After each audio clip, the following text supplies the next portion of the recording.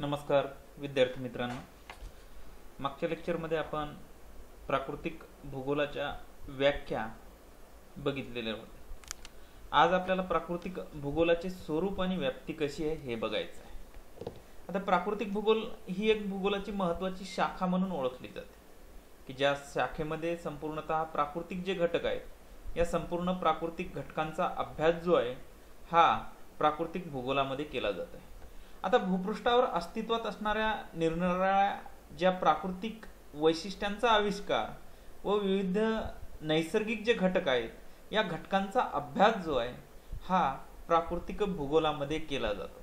म्हणजे प्राकृतिक भूगोल ही नैसर्गिक घटकांचा अभ्यास करणारी एक शाखा म्हणून काय केली जाते, तिला ओळखलं जातं। मूलतः प्राकृतिक भूगोलाच्या स्वरूपामध्ये भूरूपशास्त्र, हवामानशास्त्र, सागरशास्त्र आणि जैविक भूगोल या चार घटकांचा समावेश जो आहे हा प्राकृतिक भूगोलाच्या स्वरूपामध्ये केला जातो।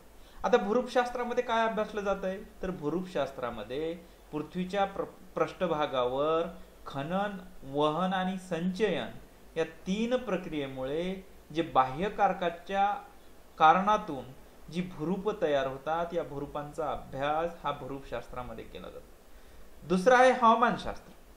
पृथ्वीच्या सभोवताली संघटित झालेल्या वेगवेगळ्या वायूच्या आवरणाला हवामान असं म्हटलं जाते आणि या हवामानशास्त्रामध्ये हवेचे जे वेगवेगळे आविष्कार आहे ज्याच्यामध्ये आर्द्रता आहे, पर्जन्यमान आहे, ढग आहे, हे जे वेगवेगळे आविष्कार आहेत या वेगवेगळ्या आविष्कारांचा अभ्यास हवामानशास्त्रामध्ये केला जातो। सागरशास्त्रामध्ये सागराची तळरचना, सागराच्या जलाची क्षारता, सागराच्या जलाचे तापमान, सागराचे जल, त्याचा विस्तार या सगळ्यांचा अभ्यास जो आहे हा सागरशास्त्रामध्ये केला जातो।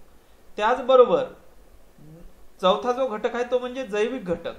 आता या जैविक घटकामध्ये काय अभ्यासलं जात आहे तर पृथ्वीच्या पृष्ठभागावर असणारे जे वेगवेगळ्या प्रकारचे जीव आहेत या वेगवेगळ्या प्रकारच्या जीवांचा जो अभ्यास आहे हा जीवांचा अभ्यास या जैविक भूगोलामध्ये केला जातो। आणि हे जे चार घटक आहेत हे चार घटक सुद्धा प्राकृतिक भूगोलाच्या स्वरूपामध्ये काय होत असतात, समाविष्ट होत असतात।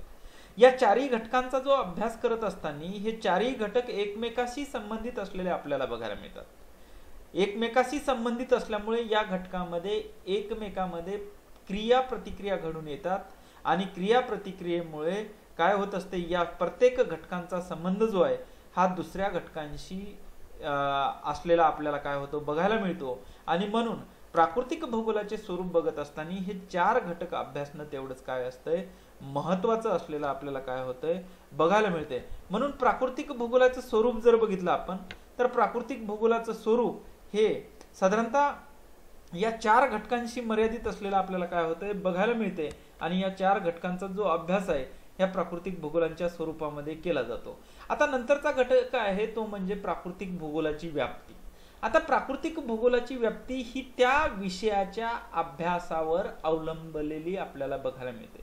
नेमकं प्राकृतिक भूगोलाची व्याप्ती कशी आहे किंवा किती आहे हे बघत असताना आपल्याला प्राकृतिक भूगोलामध्ये जेवढे अभ्यासले जाणारे घटक आहेत या अभ्यासल्या जाणाऱ्या घटकावर त्या प्राकृतिक भूगोलाची जी व्याप्ती आहे ही व्याप्ती अवलंबून असलेली आपल्याला बघायला मिळते।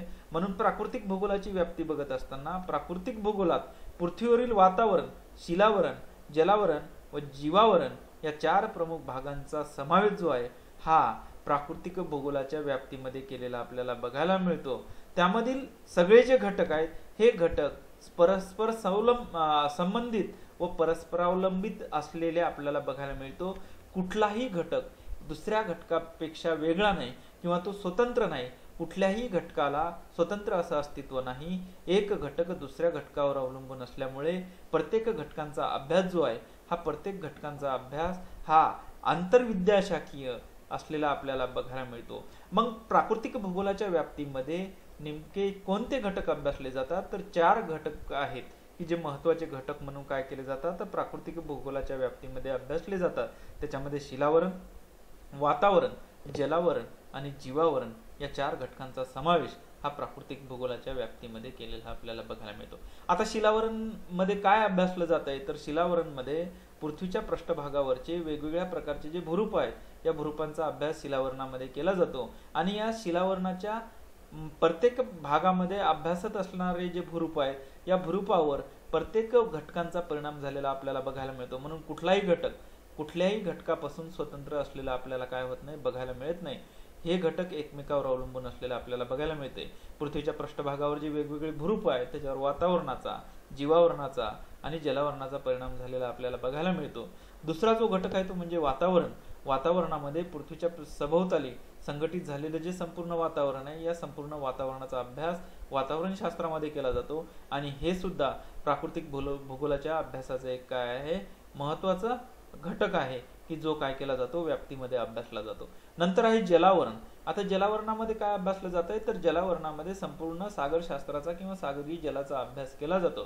सागराची रचना, सागराची तळरचना, सागरामध्ये असणारं पाणी, पाण्याचं प्रमाण, पाण्याच्या प्रमाणामध्ये असणारे वेगवेगळ्या प्रकारचे खनिज, या सगळ्यांचा अभ्यास जलावरणामध्ये केला जातो. आणि शेवटचा घटक आहे तो म्हणजे जीवावरण. जीवावरणामध्ये पृथ्वीच्या पृष्ठभागावर असणारे जे वेगवेगळे जीव आहेत, या संपूर्ण जीवाचा जो अभ्यास आहे, हा जीवांचा अभ्यास साधारणतः प्राकृतिक भूगोलाच्या व्याप्तीमध्ये केला जातो.